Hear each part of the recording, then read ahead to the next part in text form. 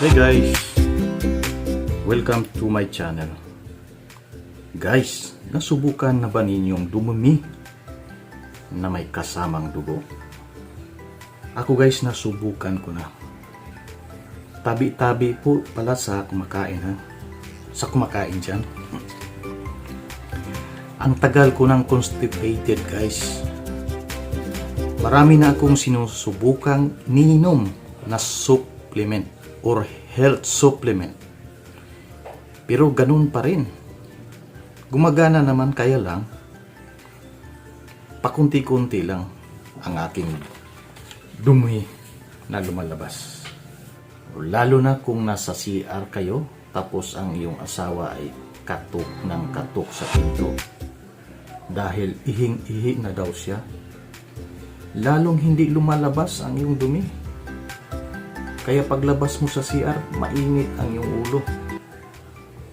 Ang tingin mo sa misis mo o sa mister mo, para na siyang impacta o impacto. Biro lang yan guys ha. Pero yan talaga ang totoo.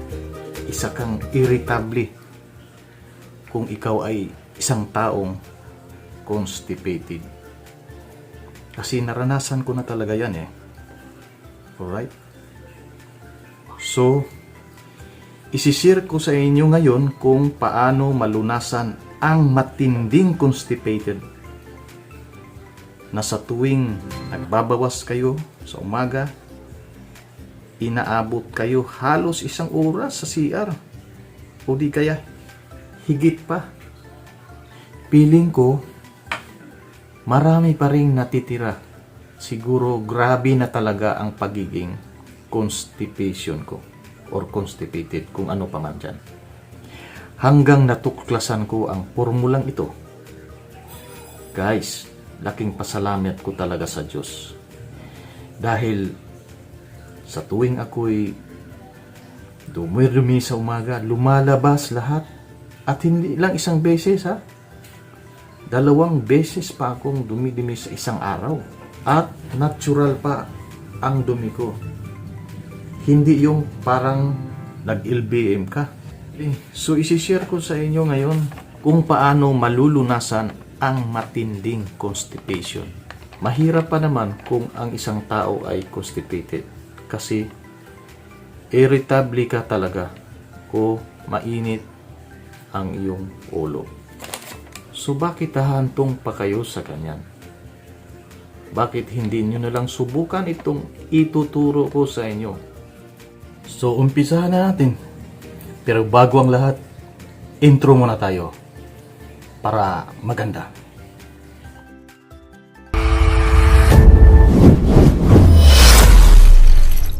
Okay, ito yung mga sangkap guys. Yan. Yan ang mga sangkap. Yan ang formula. Halu-haluin natin yan. Isang psyllium fiber food supplement.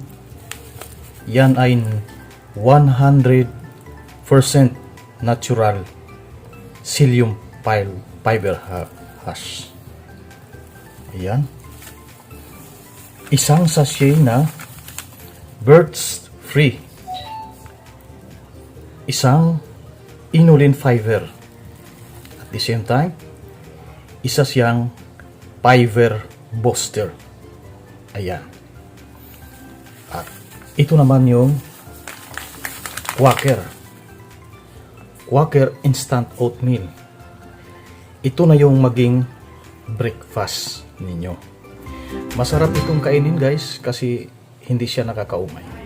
Ayan. At ito guys oh. Yan. Kung bibilhin nyo yan, mayroon yan sa Lastmark o sa iba pang mga department store. Siguro mayroon. 30 sachet yan sa isang box. Ayan lang naman ay nagkahalaga ng 400 plus. Pero at least, malusog naman ang iyong katawan. Tapos, halu-haluin na natin to guys. Okay, yan lang guys. Yan lang, 3 na yan.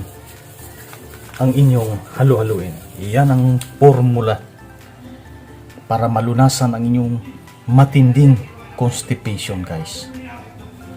Pwede naman kayong bumili ng ganito kung walang sachet. Yan. Mayroon din kayong mabibili na 800 gram o 1 kilo kung hindi ako nagkakamali. O, ayan. Ngayon, atin na itong paghalo-haloin. So, ngayon guys, hahaluin na natin to siya. Paghalo-haluin na natin. Okay.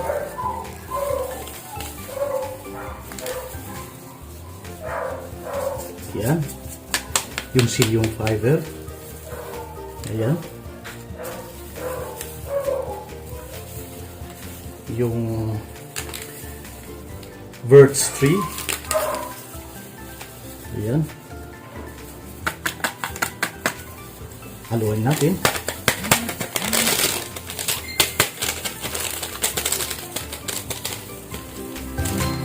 Ayan. Verts 3. At saka yung last ay yung Quaker Instant Oatmeal. Ayan.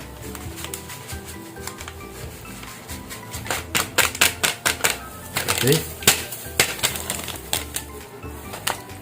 Ngayon, kung gusto naman yung lagyan ng asukal o di kaya asin, kung hindi nyo type yung asukal, pwede naman. At guys, napakasarap itong ipare sa sa pinirito kung ayaw nyo ng asukal. So ako kasi madalian lang kasi nagtatrabaho ako sa umaga, maalis ko ng umaga, itong asukal lang naman ang nilalagay ko dito. So nandyan, depende na sa inyo yan kung ano ang inyong ihalo, asin ba o mayroon kayong ulam na tira, pwede ninyo yung iparis dito. So, ito lang hinahalo ko guys, ha. Ayan. Ganito lang karami guys. Okay. So, haluluin natin ito muna. Ayan. Okay. Ayan. Halo-halo. Para hindi siya magbuo-buo. Paglagyan na natin ng tubig mamaya. Okay. So, ngayon, lagyan ko na ng tubig ito, ha. Init na tubig ang ihahalo yan. Ayan. Ayan. Tama-tama lang yung tubig, ganyan. Okay. So, pwede na yan. Tapos haluin ka agad guys, para hindi siya magbuo-buo. Okay, halo na. Halo, dapat haluin ka agad para hindi siya magbuo-buo siya. Okay. O yan, halong-halo na. Yan. Okay. So ngayon, hayaan nyo lang muna guys, para masarap talaga, no?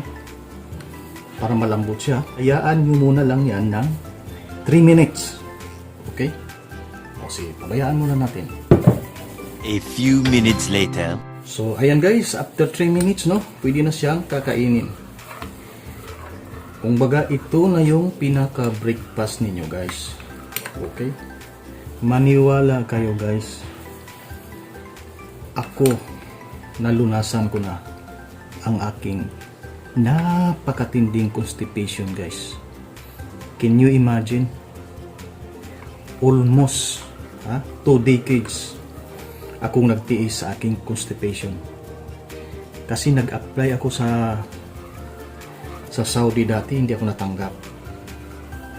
Okay? Dahil daw may problema yung aking stool. Kasi noon, talagang hirap na akong magdumi. Mga year 2005, kung hindi ako nagkakamali, nag-apply ako po ng Saudi. Kasagsagan yun ng parang gira-gira yata yun doon. Tapos may kinukuha sila ng mga tauhan. So guys, napakatanggal na noon ha. Yun ang lagi kong tinitiis. Okay? Kasi takot naman ako magpa-check up sa doktor. Kaya tinitiis-tiis ko na lang hanggang noong isang taon, 2020.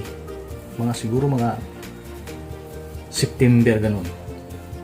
Kasi hindi, parang nag-alala na ako guys. Okay? So, ang naisip ko, ano kaya ang gagawin ko? So, naisip ko na, nakita ko kasi sa highway yung seal yung fiber. So, iniisip ko, paano ko kaya, halu-haluin ko kaya, no? Yung fiber at saka yung Quaker Oats. Para yun na lang ang aking breakfast. At saka nakita ko itong, gatas na Verts free. Meron din siyang fiber booster. So, iniisip ko, haluluin ko kaya ito. So, yun guys, nung hinahalo-halo ko na siya, tinistingan ko lang naman, ini-experiment ko lang naman. Aba, gumana guys. Nagulat ako kinabukasan. Ang dami nang lumalabas sa aking dumi. Sorry sa kumakain dyan ha. Tabi-tabi po sa kumakain dyan. So yun guys, talagang epektibo talaga ito. So bakit di nyo subukan ito guys? I-share nyo sa inyong mga kamag-anakan at tanungin nyo yung mga magulang nyo kung mayroon ba silang problema sa pagdudumi. Kasi yan guys, ang ating mga magulang hindi nagsasabi sa atin yan. Kasi ayaw nila tayong mag-alala sa kanila. Okay, ang ating mga lolo, mga nanay, hindi na nagsasabi yan. Malayo pa tayo guys, ako mismo. Hindi ko sinasabi ito. Kasi ayoko naman na mag-alala sila sa akin. Okay? So ngayon, alam na nila na yan talaga ang aking naramdaman. So ngayon guys, napakasarap ng aking pakiramdam, no? Kasi regular na akong dumi. Okay? So sana guys, may share niyo ito, no? Sa inyong mga kamag-anak. Please. Para matulungan naman natin sila guys. No? Matulungan natin sila na sa ganitong paraan masolusyonan ang kanilang mga karamdaman. Okay? So kainin ko to guys ha. Okay, ang sarap. So guys, hanggang dito na lang. Maraming salamat sa inyong panood. Huwag niyong kalimutan, i-share ninyo to sa inyong kamag-anakan. Okay? Baka sila mayroon ding karamdaman na katulad sa aking karamdaman din. Maraming salamat. Bye.